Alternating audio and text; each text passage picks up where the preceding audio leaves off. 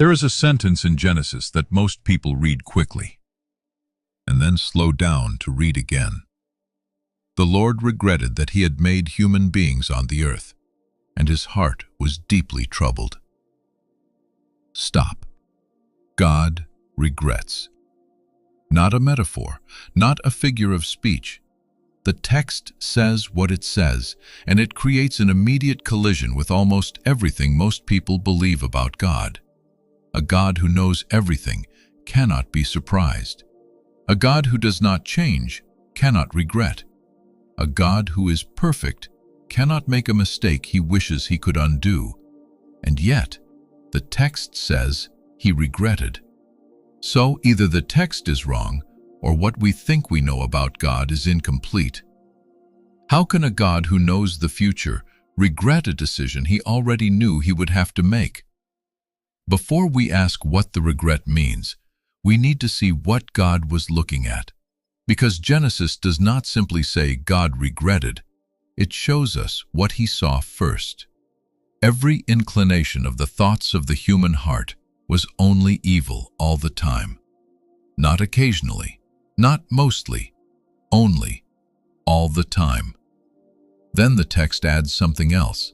The earth was corrupt in God's sight. The earth was filled with violence. God did not regret humanity in the abstract.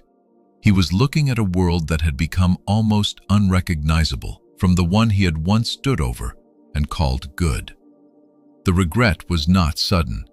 It was the response of someone who had watched something beloved become something unrecognizable. Now, and only now, the real question begins. What exactly does it mean that this God regretted? Because the English word regret does not fully capture what the Hebrew carries. The Hebrew word is nacham, and nacham is not a simple word. It appears across the entire Bible, in stories of grief, of compassion, of God responding to what his people do. Each time carrying the same core, a response so deep it changes direction. In Genesis 6, it is not the language of someone who made a calculation and wishes they could revise it. It is the language of someone genuinely affected by what they are seeing. A grief that moves, a pain that redirects, which shifts the question entirely. Not, did God make an error? But, what does this grief reveal about the God who is feeling it? And here is where the investigation takes an unexpected turn. Because the Bible uses this exact word, nacham, in two places that appear to say opposite things. Genesis 6, the Lord nacham that he had made human beings. Now go to Numbers 23. God is not human that he should lie, nor a human being that he should nacham. The same word. Genesis says God did it. Numbers says God does not do it. This is not a copying error. This is not a translation problem. Both passages are deliberate. Both are in the same Bible.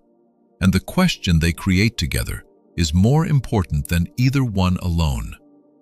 How can both be true? That question does not resolve itself easily. But what it points toward changes everything about how we read Genesis 6. Genesis 6 is not describing God revising a promise. It is not God reconsidering his commitments. It is describing something else entirely. A God who is genuinely present within the unfolding of history. Not an observer standing outside of time, but a God who engages with what is actually happening and responds to it. Numbers 23 speaks to God's character and his word. He does not change his commitments the way humans do out of weakness or inconsistency. But Genesis 6 speaks to God's presence, his grief over what his creation has become. These are not contradictions. They are two different things the same word carries, depending on what is being described. The grief of Genesis 6 is not God reconsidering his plan. It is God responding to what his creation has become, present enough to be moved by it. Most people read Genesis 6 and see a problem with God. How can he regret if he knew? But turn the question around. What would it mean if God felt nothing? What would it mean if he looked at the corruption of everything he had made and remained completely unmoved?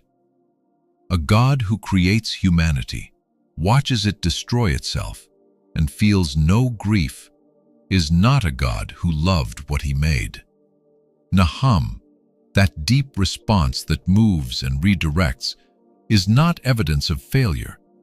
It is evidence that what was happening to humanity reached him, not as data, not as a predicted outcome unfolding on schedule, but as something real. The regret is not the problem. The regret is the proof. Immediately after the grief, the text does something easy to miss if you are reading too fast. It does not move directly to the flood. It moves to a man. But Noah found favor in the eyes of the Lord. One sentence, placed directly after the regret, in the same paragraph. And then, God gives Noah instructions. Build an ark, specific dimensions, specific materials. Bring your family, bring the animals. Preserve what can be preserved. The ark was not an afterthought. It was a deliberate act of preservation designed before the flood arrived. Which means something important. If God had truly concluded that humanity should never have existed, there would have been no ark, no instructions, no family preserved, no animals loaded 2 by 2. The flood was not God erasing his mistake. The ark was God protecting his future. The grief and the grace, existing in the same moment, in the same God, looking at the same world. Nacham did not produce abandonment. It produced a blueprint and a family and a world that continued on the other side of the water. Why did God regret creating humanity? Because he was looking at a world that had become almost unrecognizable from the one he had called good. He regretted us? Yes, and in the same breath, he saw Noah, and he built an ark. How a God who knows everything can genuinely grieve, the text does not fully resolve. But what it shows is this: a God who was present enough to be moved, who grieved, and in the middle of that grief still found someone worth saving, still designed something worth building, still preserved a future worth protecting. God regretted what humanity had become, but the ark proves he had not given up on what humanity could still be. The regret was never the end of the sentence. The ark was.